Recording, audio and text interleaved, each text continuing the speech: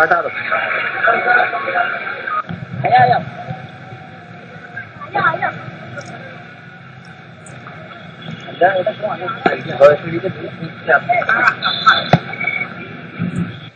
Police अधिकारी अपने जवानों के साथ आए थे और उनका कहना था कि आशाराम बापू के समर्थक एसपी साहब के पास गए और वो इस दुष्कर्मी के पुतले में आशाराम को देख रहे हैं।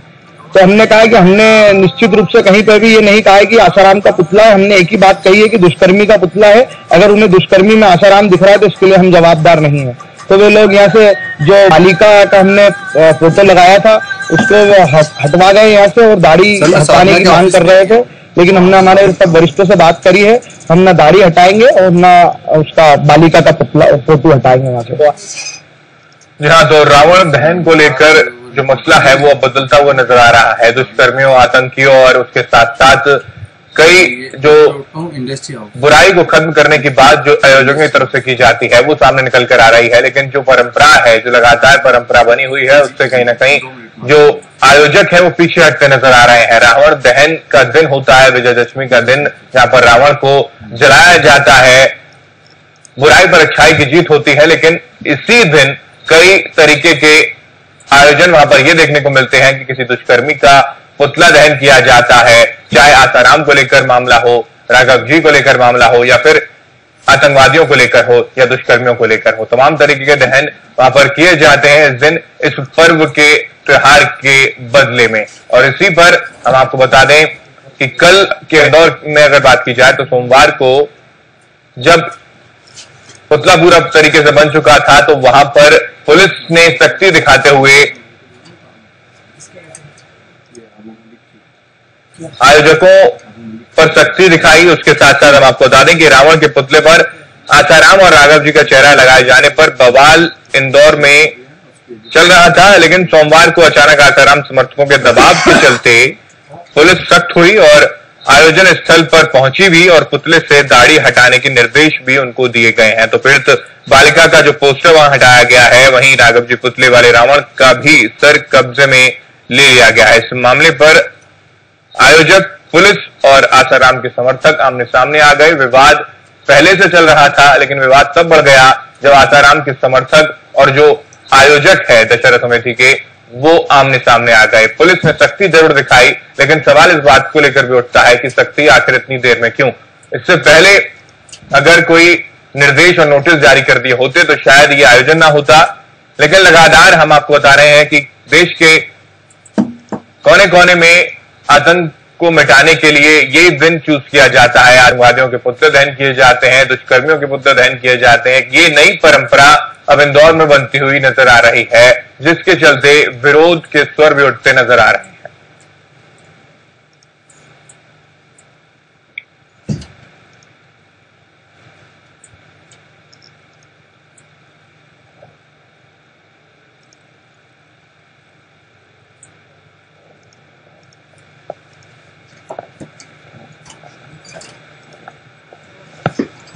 तो आपको बता दें कि कल विजयदशमी थी, लेकिन आज भी दशहरा कहीं कहीं मनाया जाएगा। और इसी के चलते जो विरोध आज सोमवार को फिर से उठा है, विवाद काफी दिनों से चल रहा था कि पुतलों को लेकर कि किसका पुतला आज के दिन दहन किया जाएगा।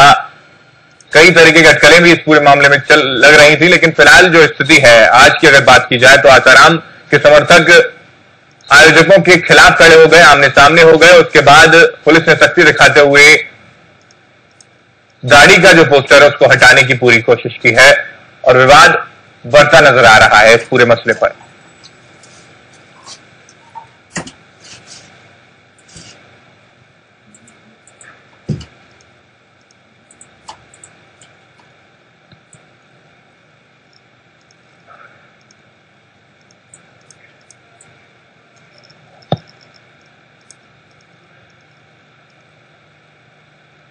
और इसी विवाद पर चर्चा करने के लिए हमारे साथ 3 खास मेहमान हमारे साथ जुड़े हुए हैं।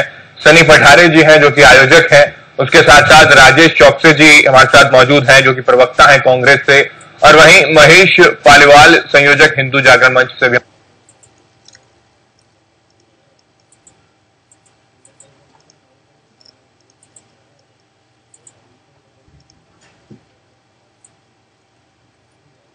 हमारे साथ मौजूद है। आप तीनों का बहुत बहुत स्वागत है साधना न्यूज में। सनी जी, सबसे पहले मैं आपके पास आऊंगा कि आखिर जो पुलिस की सख्ती देखने को मिली है, इस पर आप क्या कहेंगे? आयोजन पहले से ही था लेकिन उसके बावजूद एकदम से मची है। जो रावण बना रहा था हमारे संस्था में, तो हम रावण दहन का कार्य इंदौर में करते आ रहे हैं और परमिशन लेकर ही सूचित करके थाना पुलिस प्रशासन को सूचित करके ही आयोजन किया जाता है जी। और साथ ही वो प्रेस विज्ञप्ति के जरिए, मीडिया कर्मियों के जरिए सभी तो सूचना भी दे चुके थे कि रावण दहन हम करेंगे। किसी समाज बंधु, किसी भी आसाराम के अनुयायी या राघव जी के समर्थक या कोई भी सामने ना आए, किसी का कोई विरोध भी नहीं हुआ। सिर्फ पुलिस प्रशासन ने, हालांकि जब आयोजन का समय आ गया, अल्प समय बचा है, तो एक दिन पूर्व नोटिस जारी कर धमकी वाला पत्र दिया सीधे सीधे कि हम आपको अगर आसाराम जी और राघव जी के चेहरे में हटाया तो कानूनी कार्रवाई की जाएगी। जी, फिलहाल क्या अब आगे की क्या रणनीति आपकी बनने वाली है कि आयोजन होगा किस?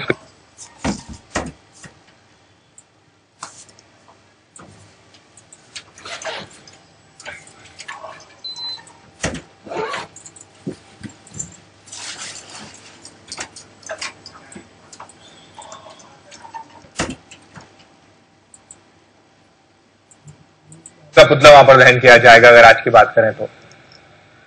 देखिए, रावण दहन तो हमारे विधिवत 10 सालों से करते आ रहे हैं और जिस हिसाब से अल्प समय में नोटिस मिला है, पुलिस से सूचित वाला नोटिस है कि मिल जाएगी, तो हमारे में इस विवाद को कैसे थमा जाए?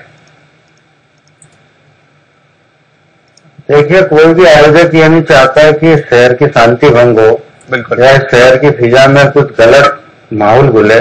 जी। जब आयोजक बोल रहे हैं कि हमने 7 दिन पहले नोटिस जारी कर दिया था मीडिया के माध्यम से, अन्य माध्यमों से, तो उस समय पुलिस कहाँ गई थी?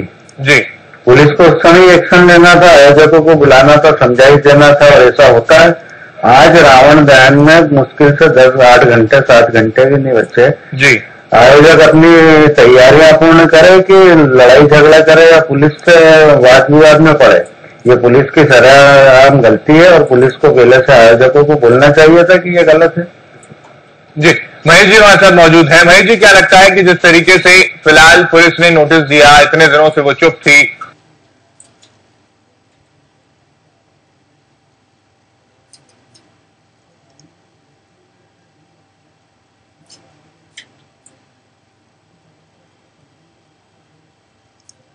एकदम से वो सामने आई है, आप क्या कहेंगे?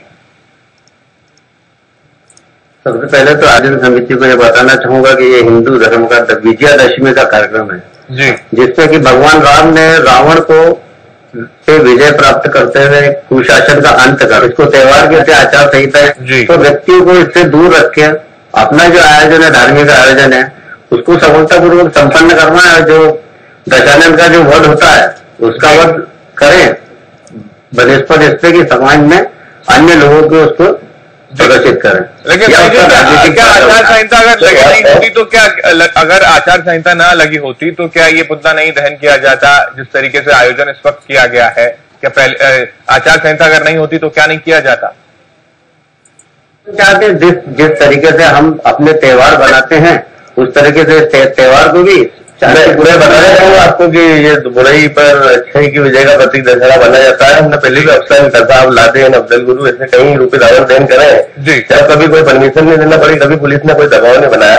और आसाराम, उनके पुत्र नारायण सही और राघव जी जो कि राजनीति में अलग रहते हैं, हम संस्था के माध्यम से कार्यक्रम करने जा रहे हैं। खुल रहे काले कामों में उनके जितने भी सामने आ रहे हैं, इस हिसाब से हमारी संस्था ने मिल रही है कि इस साल में दुष्कर्म रुपये में यही लगे और हम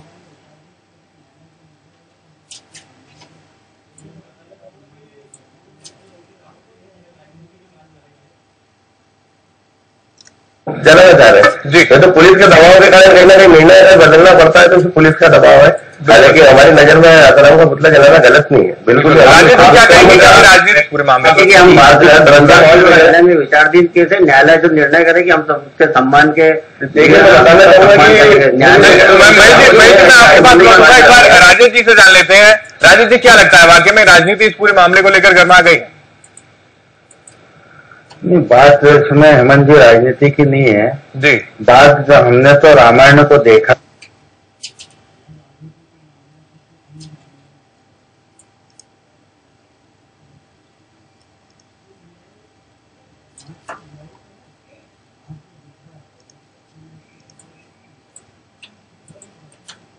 बड़ा है जी। जब राम जी ने रावण को मार दिया था जी। तो उसको स्वतः ही वहां माफ कर दिया गया था, हे राम करके उनने अपने छोटे भाई लक्ष्मण जी को उनके पैर की तरफ खड़ा किया था। लेकिन उसके बाद से ये हिंदू एक परंपरा जारी हुई, बुराई रावण का किसी बोलने लायक समाज की बुराई तो है। आज जो दिख रहा है उस बच्ची ने 164 में बयान दिए। जी। अगर उस बच्ची को, उसके पिताजी को, उसके घर वालों को कोई लोभ लालच आंसू से होती या उनके आश्रम से या उनकी संपत्ति से होती तो पैसे लेके अलग हट जाते हैं। अगर आयोजक उसको उस रूप में जला रहा है तो बुराई का प्रतीक है, मेरा ऐसा सोचना है। और अगर बुराई के प्रतीक को जलाना गलत है तो ये परंपरा भी गलत मानी जाएगी, क्योंकि राजनीति का व्यक्ति विशेष का चेहरा जलाना कितना उचित माना जाएगा? व्यक्ति विशेष का चेहरा जलाना कितना उचित है आपके मायने में? नहीं, आयोजक बोल रहे हैं कि हम दुष्कर्मी का पुतला जला रहे हैं, वो क्या कबूल कर रहे हैं कि हम आंसूमल का जला रहे हैं या राघव जी का जला रहे हैं? वो क्या कर रहे हैं? जी। लेकिन दाढ़ी को लेकर भी मसला है। दाढ़ी सामान्य, आप हेमंत जी कल दाढ़ी बढ़ा लोगे तो ऐसा तो है नहीं कि साधना न्यूज के आप पत्रकार नहीं रहोगे। अगर दाढ़ी उन्होंने लगाई है तो वो सब लोग चाह रहे हैं कि सब लोगों के मन में भावना है, सब समझ भी रहे हैं कि ये पुतला किसका है, क्या है। अगर महेश जी मेरे पास बैठे हैं तो वो भी इस चीज से खुश है, प्रसन्न है कि बुराई का अंत होना चाहिए, बुराई सामने आना चाहिए। और आयोजकों को मैं धन्यवाद देता हूँ जी कि वो बिना निडर होके अपने काम को अंजाम दे और एक शहर को नई दिशा, सही दिशा दिखाएं। यही मैं आयोजकों से भी बात करता हूँ। जी महेश जी क्या कहेंगे आपकी, क्या व्यक्ति विशेष का चेहरा जलाना कितना उचित माना जाएगा इस दिन, विजयदशमी के दिन? हम हिंदू धर्म के अनुयायी हैं, हिंदू धर्म में हम पैदा हुए हैं, हिंदू धर्म का हम पालन करेंगे।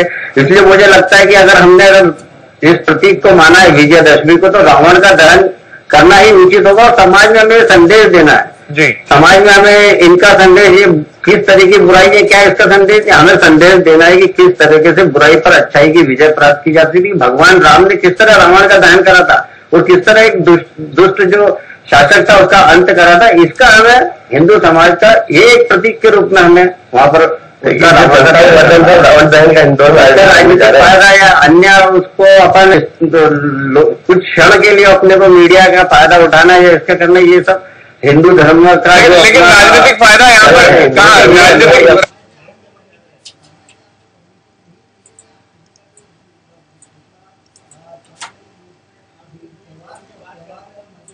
राजनीतिक बात तो वहां पर हो ही नहीं रही थी, केवल दहन किया जा रहा था।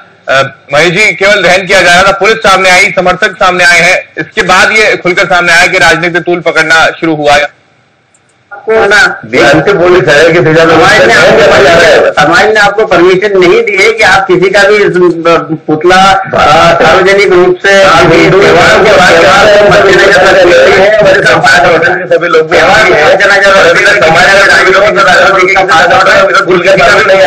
जलाएं। जी जी, आप क्या कहेंगे? अब जिस तरीके से पुलिस ने नोटिस जारी कर दिया है और पुलिस ने सख्ती भी दिखा दी है, अब आपका आगे का कार्यक्रम रहने वाला है? क्या आगे अगले सालों की अगर बात करें तो वहां पर क्या व्यक्ति विशेष का चेहरा जलाया जाएगा या नहीं? मैंने पहले भी आपको बताया कि हम पिछले 7 दिन पहले विज्ञप्ति जारी कर चुके थे। हर समय में नोटिस मिला है के पदाधिकारियों को बुलाकर मीटिंग करके निर्णय लेना पड़ेगा। हमारा मन अभी भी जलाने का ही है, लेकिन कहीं ना कहीं निर्णय रहता है लोग सर इनके चेहरा हटा के जलाएंगे। पर अभी भी हर समय मुश्किल से 4 या 5 घंटे आयोजन को बचे हैं। अब इतना समय में नोटिस मिलेगा तो व्यक्ति आप ही बताइए क्या करेगा? आयोजन को लेकर शहर में कोई संचरण की स्थिति नहीं बनी, कोई लफड़ा नहीं हुआ, शहर में कोई खुलकर सामने नहीं आया, ना आसाराम के अनुयायी न हिंदू धर्म के अनुयायी, न संत समाज के लोग, न राघव जी के समर्थक। तो राजनीति का मुद्दा अगर आप बताते हैं, कोई लोग बोलते हैं कि धर्म की संस्कृति का प्रतीक है, तो हम यही मानते हैं बुराई पर अच्छाई के विजय का प्रतीक दशहरा है।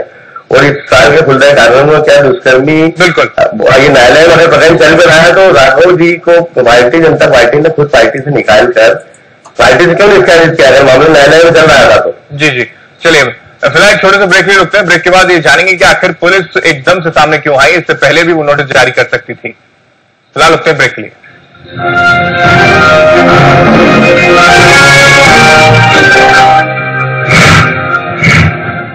Lakshmi Narayan college of technology Jabalpur, mechanical engineering, civil engineering, computer science and engineering, electrical and electronic engineering, diploma in engineering, mechanical and civil MBA, LNCT, ग्राम भीटा, खेड़ाघाट।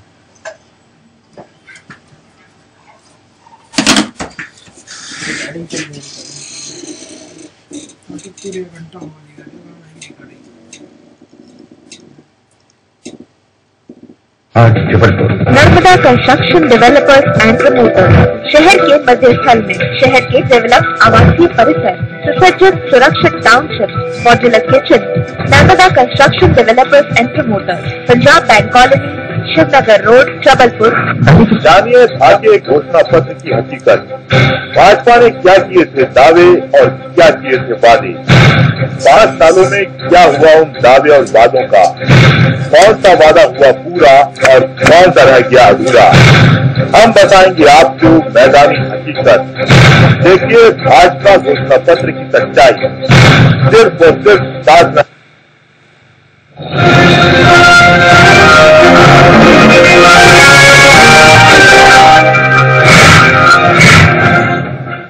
ब्रेक के बाद एक बार फिर से आपका स्वागत है। हम चर्चा कर रहे हैं कि रावण के दहन को लेकर व्यक्ति विशेष का चेहरा जलाना कितना उचित है, और इसी पर लगातार विवाद होता जा रहा था। लेकिन अब जाकर पुलिस हरकत में आई और पुलिस ने नोटिस जारी किया है, आयोजकों को ये नोटिस जारी किया गया। लेकिन क्या कितना सही है एक दिन उसी दिन बताना कि जो चेहरा है उसको हटा दिया जाए, जो विवाद हो रहा है उस पर पहले ही गंभीरता से पुलिस सामने नहीं आई, प्रशासन सामने नहीं आया, एकदम से ये नोटिस जारी किया गया।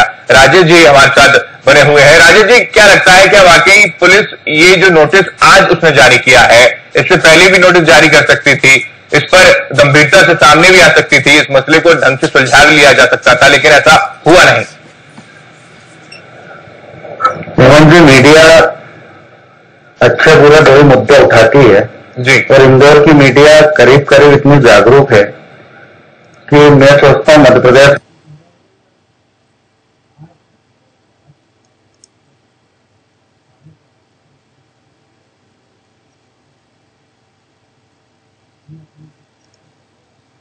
में सर्वाधिक जागरूक पत्रकारिता कहीं होती है तो इंदौर शहर में होती है। 2 दिन पहले जिस रावण का पुतला अखबारों के माध्यम से हमने स्वयं ने देखा, तो क्या पुलिस प्रशासन की नजर इस पर नहीं गई? क्या पुलिस नहीं करती? और आयोजन बड़ा त्योहार है, सारे कलाकार इतने समय से व्यस्त थे, छुट्टी पे थे, अपनी अपनी व्यवस्थाओं में, अपने अपने घर परिवार में या परिवार के साथ एंजॉय कर रहे हैं। कहां से आदमी दूसरा पुतला बनाएगा? कहां से वो समिति के लोगों को अन्य व्यवस्थाओं में जुटाएगा? ये आयोजकों की जो परेशानी है तो समझना चाहिए। जब 2 दिन पहले अखबार में उस पुतले का फोटो छपा तो 2 दिन से पुलिस क्यों मौन थी? क्यों पुलिस सो रही थी? आज ही क्या जरूरत पड़ गई? क्योंकि आसाराम के अनुयायी बहुत अधिक संख्या में होते थे, लेकिन अब उनकी संख्या धीरे धीरे उनके कर्म कांड के कारण कम होती जा रही है। आज भी आयोजन स्थल पर जो मुझे जानकारी मिली उसमें 12 या 18 लोग वहां पहुंचे थे। जो वो 12-18 लोगों के पीछे एक आयोजन को खत्म करना, उसके आयोजक करता वो परेशान करना, मैं नहीं सोचता इस तरीके की शक्ति पुलिस को करना चाहिए, और करना थी तो 2 दिन पहले करना थी, बाकी समय था पुलिस के पास। राजेश जी, क्या वाकई मानते हैं आप राजनीतिक षड्यंत्र है इसके पीछे कोई? ये राजनीतिक षड्यंत्र नहीं है। जो दुष्कर्म के आरोप इन लोगों पे लगे हैं उसको आयोजकों ने दिखाने का प्रयास किया। अगर केंद्र सरकार कोई अच्छी योजना लाती है तो जनता के बीच में करती है, मध्य प्रदेश सरकार कोई योजना लाती है तो बड़ा बड़ा विज्ञापनों के माध्यम से अखबारों में आती है, जनता को बताना चाहते हैं। ऐसे ही आयोजक अगर दुष्कर्मियों के चित्र सामने ला रहे हैं तो क्या गलत कर रहे हैं? जी महेश जी, क्या लगता है वाकई राजनीतिक षड्यंत्र इस पूरे मामले को लेकर है? क्योंकि पुलिस एकदम पहले तो चुप रहती है और एकदम से सामने आती है और कार्रवाई, सख्त कार्रवाई करने के निर्देश भी देती है। ऐसे में आयोजक आखिर जाएंगे कहां? और सवाल इस बात को लेकर भी उठता है कि इतने दिनों से पुलिस चुप क्यों थी? मुझे लगता है कि प्रशासन की और ये आयोजन समिति है, इनके बीच का कुछ अंडरस्टैंडिंग का जो मामला है, या तो पहले से पूर्व में सूचना नहीं दी होगी। रावण दहन का हम विज्ञप्ति के माध्यम से प्रशासन से अनुमति लेते हैं, तो प्रशासन को लगता है रावण दहन यानी सामने जो हिंदू संस्कृति के अनुसार रावण दहन विज्ञप्ति के माध्यम से आपसे भी जानूंगा, लेकिन एक बार बात पूरी होनी जी महेश जी की। जी मुझे लगता है कि अगर अपने से प्रशासन से कोई चूक हो रही हो या प्रशासन से कुछ चूक हो रही हो, लेकिन एन टाइम पर उसको सुधार किया जा सकता है, समाज में उसको अच्छे रूप में लाया जा सकता है, तो प्रशासन को बड़ी देर आए लेकिन दुरुस्त आए। इस तरीके से प्रशासन ने अगर उसको दुरुस्त कराया तो आयोजन समिति को उसमें सहयोग करते हुए उसको अपना एक कदम और आगे बढ़ाते हुए रावण दहन का कार्यक्रम संपन्न कराना चाहिए और समाज में एक अच्छा मैसेज हमें देना चाहिए। भले आयोजकों का प्रोग्राम कितना भी विफल साबित हो जाए वहां पर, नहीं, आयोजन समिति का कार्यक्रम विफल कैसे हुआ? उनको तो जो करता धरता है उनकी पूरी योजना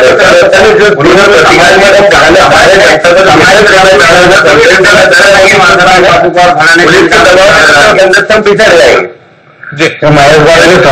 क्या वाकई आपने प्रशासन को इस बारे में विज्ञप्ति नहीं दी थी, ऐसी अनुमति उनसे नहीं ली थी इस आयोजन के लिए, कि जिस तरीके से नोटिस उन्होंने एकदम से दिया है? फिलहाल मैं आपको पूर्व बता चुका हूँ, मैंने 7 दिन पूर्व पत्रकार वार्ता आयोजित कर पूर्णतः विधित लिखित सभी को निर्णय बता दिया था, राघव जी आसाराम रूप रावण जलाएंगे। 7 दिन पूर्व सूचना थी। ये बात मिथ्या है कि सूचना दी थी सिर्फ रावण दहन के परमिशन से। रावण दहन हम 10 साल में करते हैं विधिवत परमिशन लेकर, लेकिन 7 दिन पूर्व हम लोगों को बता चुके हैं, प्रेस के माध्यम से लोगों ने जता चुके हैं कि आसाराम रूप रावण रूप दुष्कर्मी बताते हैं हम पुतला दहन करेंगे। जब कोई आपत्ति नहीं है इस समय में नोटिस भेजना। आज 7 दिन पूरा पता था आयोजकों को कितनी व्यवस्था होती है ये सिद्ध जानता हूँ जी, क्या व्यवस्था करना होती है, क्या करना पड़ती है, लेकिन कहीं ना कहीं किसी से दबाव किसी के प्रेशर के चलते निर्णय लिया गया, उसमें की जाएगी। प्रशासनिक अमले से बातचीत की इस पूरे मामले को लेकर कि पहले नोटिस नहीं दिया गया था, पहले अनुमति हमने ले ली थी, उसके बावजूद एकदम से नोटिस दिया गया, तो इसमें कोई बीच का रास्ता वहां से निकल रहा हो?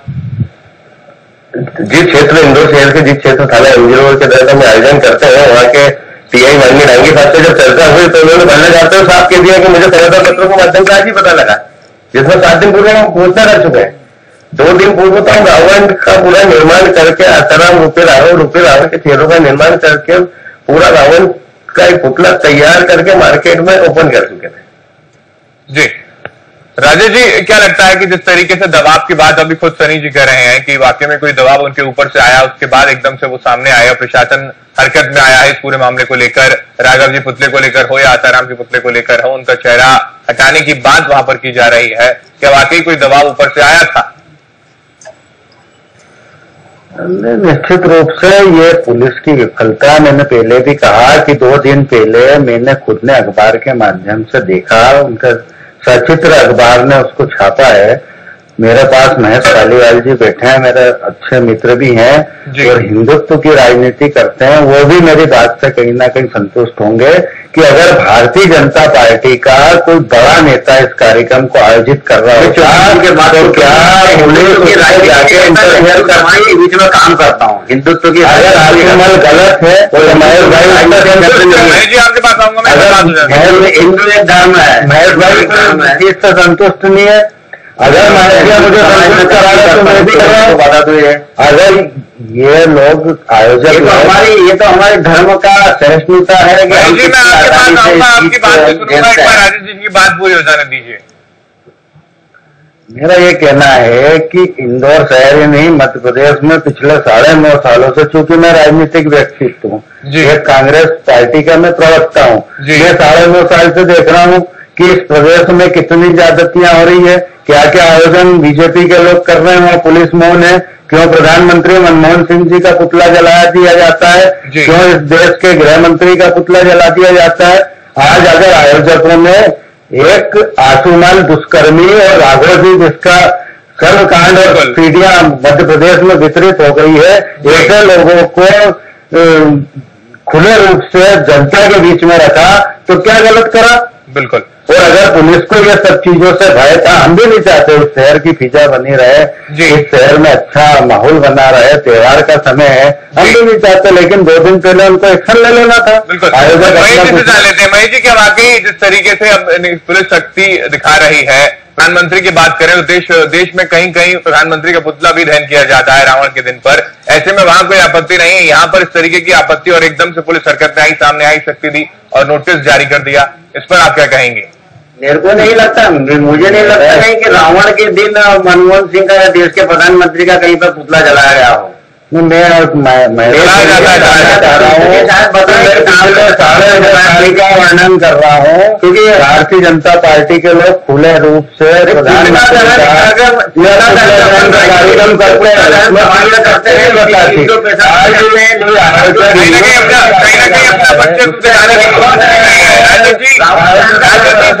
को लेकर कहीं ना कहीं अपना वर्चस्व दिखाने की कोशिश भी की गई है, ये भी साफ तौर पर निकलकर सामने आ रहा है। चलिए बहुत बहुत शुक्रिया इस चर्चा में शामिल होने के लिए आप तीनों खास मेहमानों का।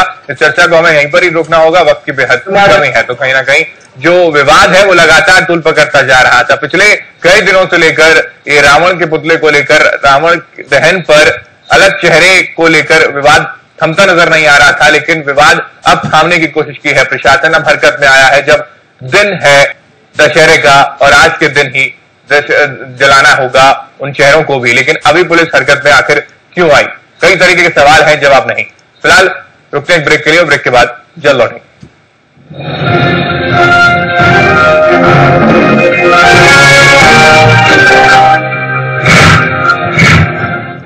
ऐसा अगर आपने नहीं देखा होगा, संभाल के पोछा मारा अभी। आइए ओ भाई साहब, ये देखिए हाल, ये देखिए चिल्ड्रंस रूम, देखिए कितना बड़ा है। आपके बच्चे खेलते खेलते थक जाएंगे। हो गया, मजे ले लिए। आइए। और ये है बेडरूम, इसकी खिड़की से तारे दिखते हैं। तारे? आपको क्या लगा प्रॉपर्टी डीलर हुआ? अरे आपको अपना घर दिखा रहा था। इंफ्रास्ट्रक्चर, हम जानते हैं कि घर अरमान, उम्मीदों और सपनों का बना होता है, तभी तो हम घर बनाते हैं, जिंदगियां बनाते हैं। अक्षय बाथरूम कब दोगे? आज संडे है ना। रियल एस्टेट और रॉयल डेवलपमेंट की प्रस्तुति तो सुनहरे विकल्प संस्कार शिल्प शालीबाग एवं संस्कार वैभव सुंदरपुर में high value and high growth investment royal developer.